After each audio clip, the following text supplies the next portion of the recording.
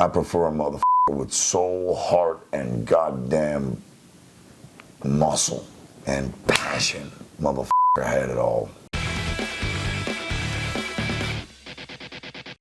This is not about me. This is about Dimebag Darrell. Purely Darrell. It's not about me or some motherfucking psycho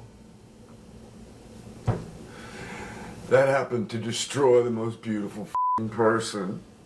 One of my best friends in the world.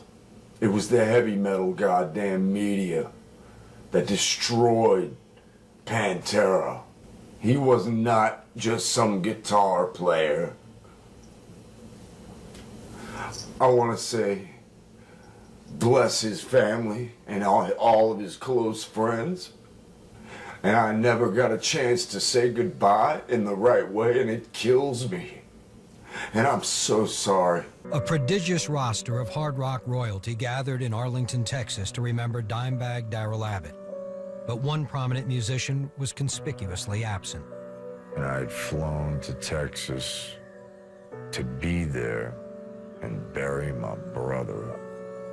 And I sat in a hotel room for 5 days waiting. Darrell Lance Abbott. In this house will be revered and will be loved and celebrated forever, you know? Period. The Pantera Behind the Music was probably the most gripping hour of music documentary television that I've ever seen. I thought it was biased. They portrayed me as this villain. I got a phone call. I was laying in bed. That's how I found out, man. You know? Yeah. Day doesn't go by where I don't think about Pantera nor Dimebag. Probably several hundred times. I got peace in my heart, you know, when it comes to Pantera. Because I think of the positive things. There was a lot of positive things. You know, when you're on the inside with a guy like Dimebag Darrell, I'll even go as far to say he's underrated, because I don't think he showed one side of himself, really. You know, we were writing heavy metal songs, and sure, he could do the blistering leads and all that whatnot. He's an excellent lead player, excellent rhythmic player. But the guy could play anything, really, you know.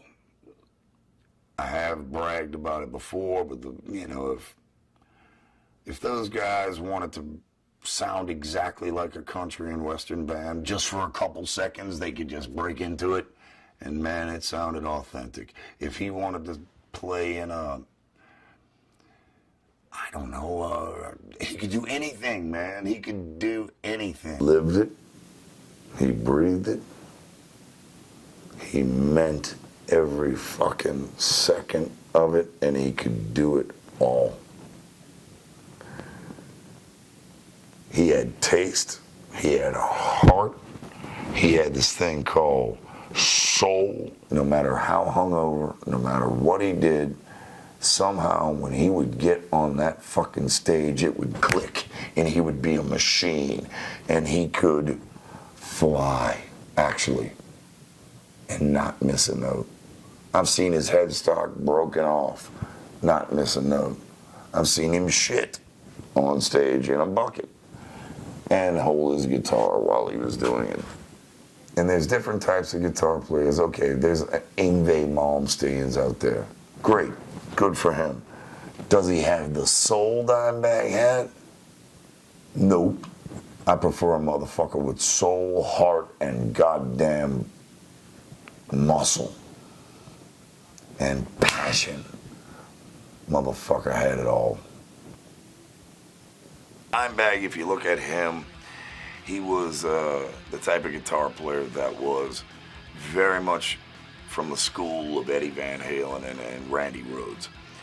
And for that right automatically means he loved tasteful playing. For me to turn him on to Slayer, who took big cues with their leads from Greg Ginn from Black Flag. You know, it was a bit of a task, but I do remember the day in '87 when I said, Dimebag, come here and listen to this. And I put on Slayer, Hella Waits, and we sat there, we toked one, and he's sitting there, and I watched him, and he had this big puffy, it was before his hair was long. It's like he had a big Q-tip on his head.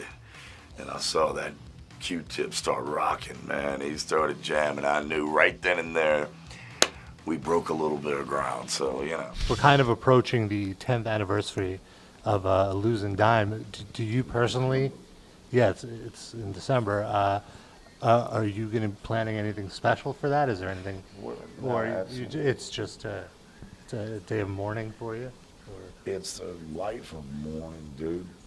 Every year it gets tougher.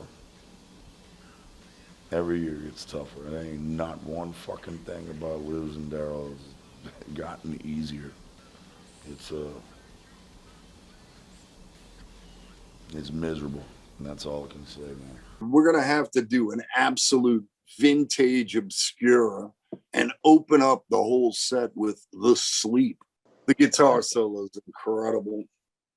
Extra, like, I think it's like 8 measures long. It's a long solo, but man, he tears it up, man. The grip on the neck that I've only seen a handful of guitar players have in my whole freaking life. Dimebag had this grip, and he could sing with it. The vibrato was natural and bluesy and awesome, and he could do it at just anytime he wanted to. In the middle of a ripping solo, always had that little wiggle in there.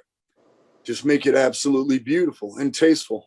Dimebag and Vince always wanted this band to be a legacy band, to be massive, to be our own conduit to success, simply put. I think Diamond Vince, I know Diamond Vince would want the legacy and the name of Pantera to go on and on and on and in everybody's damn face. I know that for sure. Abso-fucking-lutely. That would be their biggest dream.